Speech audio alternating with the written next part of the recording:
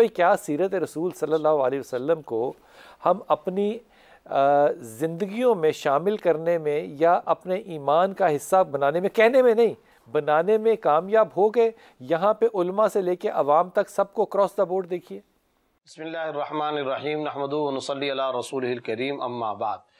آپ نے جو سوال فرمایا بلال بھائی، اس کا مختصر جواب یہ ہے کہ باوجود اس کے کہ ہم رسول اللہ صلی اللہ علیہ وسلم سے غیر معمولی عقیدت رکھتے ہیں، محبت رکھتے ہیں، عشق کا ہم سب دعویٰ کرتے ہیں، پیار کرتے ہیں، عقیدت کے والہانہ جذبات ہمارے دل دماغ کے اندر رچے بسے ہوئے، اور اس پر ہمیں اللہ کے فضل و کرم سے فخر بھی ہے، مگر نہایت افسوس کے ساتھ، نہایت دکھ اور صدمے کے ساتھ یہ کہنا پڑتا ہے، نبی کو تو مانتے ہیں مگر نبی کی نہیں مانتے۔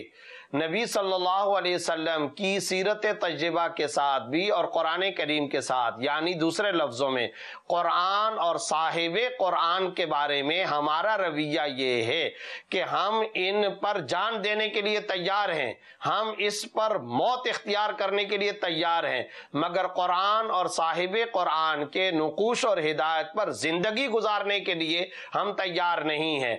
اگر ایک گلی سے اطلاع آ جائے، روڈ اور سڑک سے اطلاع آ جائے کسی محلے، کیا یہ جملہ پھر آپ کو سچا لگتا ہے جب ہم کہتے ہیں کہ ہم ان کے لیے جان دینے کو تیار ہیں؟ اگر ہم ان کا حکم ماننے کو تیار نہیں ہے تو جان دینے کو کیسے تیار ہیں؟ تو اصل تو یہی دیٹ از اے پوائنٹ۔ صحابہ کرام کو ہم سب سے بڑا متفق علیہ عاشق رسول، اہل بیت کو حقیقی مؤثر عاشق رسول کہتے ہیں۔ دنیا تسلیم کرتی ہے، میں اور آپ تسلیم کریں یا نہ کریں، خدا نے، اللہ نے قرآن کے اندر ان کو رضوان کا یعنی رضامندی کا اور اپنی خوشنودی کا سرٹیفکیٹ دیا ہی اس لیے کہ انہوں نے قرآن اور صاحب قرآن کو بھی مانا، ان کی بھی مانی، اور اس پر اپنی زندگیاں بھی قربان کی ہیں۔ آج جب ہمارا یہ دعویٰ ہوتا ہے تو آپ یاد رکھیے، عربی زبان کا ایک قانون ہے، ان المحب لمن یحب مطیع، بے شک محبت کرنے والا جس سے محبت کرتا ہے اس کا اطاعت شعار ہوتا ہے۔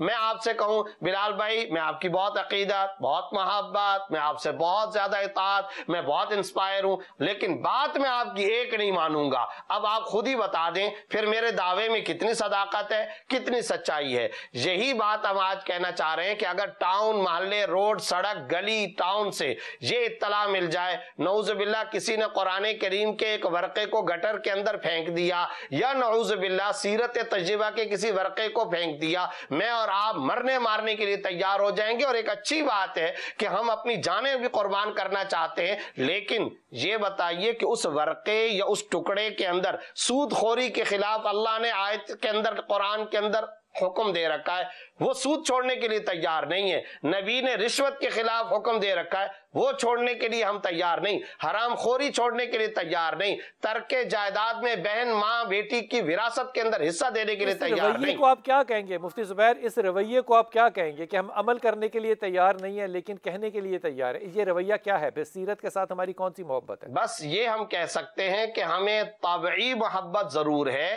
اور وہ طبعی محبت بھی اللہ کا ایک بڑا فضل، بڑا کرم ہوتا ہے، لیکن وہ حقیقی محبت جو دنیا میں خوشگوار نبوی انقلاب پیدا کر دے، وہ ایمان کی پاور جس سے ہماری اور ہماری پوری اسٹیٹ اور ریاست، سماج اور سوسائٹی میں تبدیلی اور چینج آ جائے اور اسلام پوری دنیا کے اندر پھیلتا چلا جائے جیسا کہ صحابہ کرام کے زمانے میں، تو پھر ظاہر ہے اس روح سے ہم خالی ہیں۔ اسی لیے ہم اسلام کی پرکشش تصویر آج دنیا کے سامنے پیش نہیں کر پا رہے۔ اگر عملی طور پر ہم پاورفل ہوں، اگر ہم نبی کی سیرت اور کردار، اور میں آج آپ کے پروگرام کے توسط سے ابتدا میں ایک جملہ کہنا چاہتا ہوں، نبی کی سیرت بڑی جامع الکمالات، ہمہ جہت، اس کے اتنے اینگل، اتنے پہلو، وہ سب اپنی جگہ۔ اگر ہم نبی کی سیرت کے صرف دو پہلو اپنا لیں، نمبر ایک اخلاق کریمہ، نبی کی اخلاقیات، نبی کا اخلاق، نمبر دو نبی کا سوشل ورکنگ، یہ دو کام، فلاحی، رفاہی، سماجی کام اور اخلاقی طور پر اگر ہم نبی کی سیرت پر عمل کر لیں، خدا کی قسم اس دنیا میں ایک نبوی انقلاب برپا ہو جائے۔ بڑی اچھی بات ہوگی حضور۔ ایک تو صاحب نے بات سنی، پہلے آپ اس پہ کوئی کمنٹ کرنا چاہتے ہیں؟ جی، میں اس پر بات کرنا چاہ رہا ہوں۔ کچھ مفتی صاحب نے بڑی اچھی ارشادات فرمائے ہیں۔ دیکھیے، میں اس کو ایک اور نظر سے دیکھتا ہوں، اس پورے مسئلے کو۔ یہ ایک پیراڈائم مختلف ہے، مفتی صاحب کا دیکھنے کا ایک الگ بات ہے۔ یہ بیانیے کا قصور ہے سارا کا سارا۔ یہ بیانیے کا قصور ہے؟ ہاں، ہر چیز کا پیراڈائم کی اردو بیانیہ ہوتا ہے. بیانیہ ہوتا ہے. یہ ایک بیانیے کا قصور ہے، ایک الگ پیراڈائم ہے جو ہمارے ہاں متعارف کروایا گیا ہے. ٹھیک. مسئلہ یہ ہے، میں عرض کرنے لگا، مسئلہ یہ ہے کہ سیرت الرسول نہ لوگ عمل کرنا چاہتے ہیں اور نہ علماء عمل کروانا چاہتے ہیں. نہ ہم عمل کرنا چاہتے ہیں نہ علماء، لیکن کہتے ہم ضرور ہے. کہتے ضرور ہیں. اب کیا مسئلہ کیا ہے؟ مسئلہ یہ ہے کہ ہمارے اب یہ اکثریتی ہمیشہ بات ہوتی ہے، ایکسیپشن تو ہوتی ہیں نا.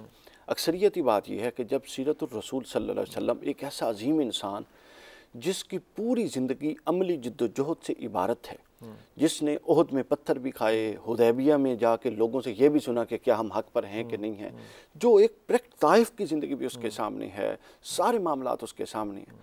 اس شخصیت جو اتنے غیر سازگار ماحول سے ماحول بنا کے وہ آگے چلا اور 1 2 3 بندوں سے جا کے اس نے جمع غفیر اکٹھا کیا اپنی فکر اور اپنے کردار کی وجہ سے. اور یہاں وہ میں ضرور بتانا چاہوں گا کہ کس بنیاد پر اکٹھا کیا. عمار بن یاسر کے دوست اس کو بلا کے پوچھتے ہیں کہ عمار تو نے بھائی مذہب چھوڑ دیا، تو محمد صلی اللہ علیہ وسلم کے ساتھ مل گیا. تو وہ کہتے ہیں اچھا مجھے بتاؤ. وہ کہتے ہیں جھوٹ نہ بولو، کوئی اس میں بات ہے؟ انہوں نے کہا نہیں یہ تو ٹھیک بات ہے. وہ کہتے ہیں ماں باپ کا ادب کرو، کوئی اس میں بات ہے؟ کہتا نہیں ٹھیک ہے. وہ کہتے ہیں جو مظلوم ہے اس پر جو ظلم کر رہا ہے اس کا ظالم کا ہاتھ رکھو، مظلوم کا ساتھ، کوئی غلط. کہتے ہیں بس یہ وہ مجھے کہتے ہیں. جب انہوں نے مجھے کوئی ایسی بات کی جو میری عقل سے ٹکرائے گی تو میں ضرور انکار کروں گا. تو حضرت پرابلم پتہ کیا ہے؟ مسئلہ یہ ہے کہ ہم نے اس عظیم انسان کو جو ایک پریکٹیکل آدمی تھا اس کو ماورائی بنا کے پیش کر دیا، یعنی کہ تخیلاتی رکھا ایک ہوا ہے، ماورائی اور طلسماتی شخصیت بنا دیا. وہ اشارے کرتے تھے چاند. اب جو ایک وہ معجزات نبوت کا باب ہے وہ بالکل حق ہے، لیکن وہ معجزات نبوت کا باب اتنا ایکسپلور کر کے ہمارے یہاں پورٹریٹ کیا گیا ہے کہ شخصیت کا جو عملی پہلو ہے اس کو ہم نے مطلب مد نظر نہیں رکھا. اور اس سے کیا ہوا ہے؟ کیوں؟ میں بتانے لگا. آسان جنت چاہیے نا سب کو. یا رسول اللہ دا نعرہ لاؤ تو سیدھی جنت دا ٹکٹ.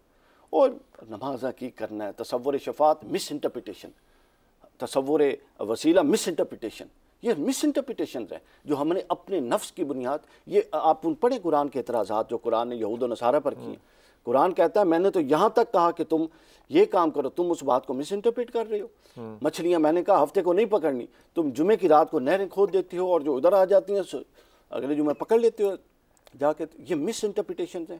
سیرت الرسول کو یہ بہانے ہیں. ہاں یہ ہم نے سیرت الرسول کو اب سیرت دیکھیے صحابہ کرام اٹھا. آپ اس بات کے اوپر تھوڑی سی توجہ دیجئے. آپ نے کہا کہ ہم یہ کہتے ضرور ہیں کہ ہماری جانیں قربان یا رسول اللہ، لیکن ہم کرتے نہیں ہیں. کیوں نہیں کرتے؟ یہ کہتے کیوں ہیں؟ یہ تو منافقانہ سا رویہ ہے. اگر ہم کریں گے تو یہ ہمارے نفس پر شاہ گزرے گا. اچھا اگر ہم اس کے ابلاغ کرنے لگ جائیں گے اور خود نہیں کریں گے تو اگلے کہیں گے تسی منافق ہو، کہندے کچھ ہو کر دے کچھ ہو. لہٰذا ہم نے ایک آسان راہ وے آؤٹ یہ دیکھ لیا. Exceptions are there. آسان وے آؤٹ یہ دیکھ لیا کہ ایک ماورائی دین بنا کے، ایک ماورائی سوچ بنا کے، جذباتیت کا عنصر غیر ضروری طور پہ دین کے اندر داخل کر کے اس کی معقولیت اور اس کی عملیت کو ختم کر دیا جائے. جو اس کے اندر ایک سٹرگل، جہد مسلسل اور مسلسل لگے رہنے کا پہلو. آپ دیکھیں نا جب ایسی نعتیں لکھی جائیں گی، در نبی پہ پڑا رہوں گا، پڑے رہنے سے کام ہوگا. نبی تو اللہ کے در پہ نہیں پڑے رہے، انہوں نے تو عہد میں پتھر کھائے، انہوں نے تو کمر پہ باندھے، انہوں نے تو مسجد نبی کی تعمیر کی، وہ تو نہیں پڑے رہے. منہ پہ دانت توڑوائے. جب آپ ایسا پیراڈائم متعارف کروائیں گے کہ پڑے رہنے سے کام ہوگا